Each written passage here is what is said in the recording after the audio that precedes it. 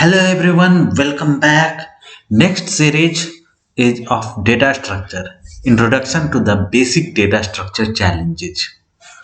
Data can be stored and accessed in many different ways, both in JavaScript and other languages.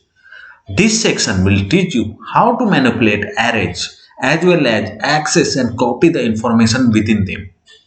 It will also teach you how to manipulate and access the data within JavaScript objects using both dot and bracket notation.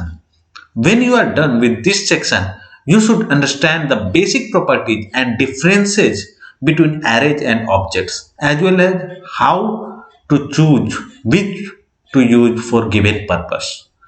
So we will go to the first lesson in the next tutorial.